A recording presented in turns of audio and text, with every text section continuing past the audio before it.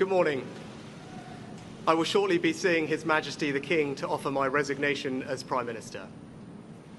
To the country, I would like to say first and foremost, I am sorry.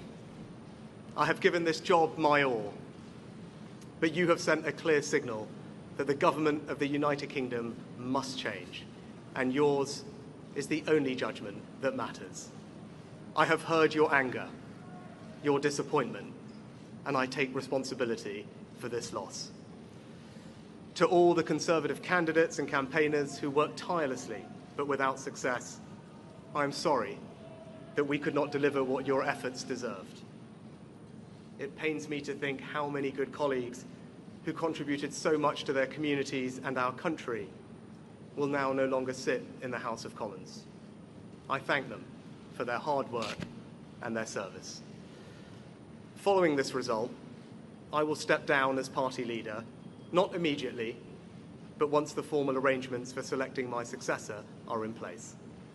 It is important that after 14 years in government, the Conservative Party rebuilds, but also that it takes up its crucial role in opposition professionally and effectively. When I first stood here as your Prime Minister, I told you the most important task I had was to return stability to our economy. Inflation is back to target, mortgage rates are falling, and growth has returned. We have enhanced our standing in the world, rebuilding relations with allies, leading global efforts to support Ukraine, and becoming the home of a new generation of transformative technologies. And our United Kingdom is stronger too, with the Windsor Framework, devolution restored in Northern Ireland, and our union strengthened. I'm proud of those achievements. I believe this country is safer, stronger, and more secure than it was 20 months ago. And it is more prosperous, fairer, and resilient than it was in 2010. Whilst he has been my political opponent, Sir Keir Starmer will shortly become our Prime Minister. In this job, his successes will be all our successors, and I wish him and his family well. Whatever our disagreements in this campaign, he is a decent, public-spirited man who I respect. He and his family deserve the very best of our understanding as they make the huge transition to their new lives behind this door, and as he grapples with this most demanding of jobs in an increasingly unstable world.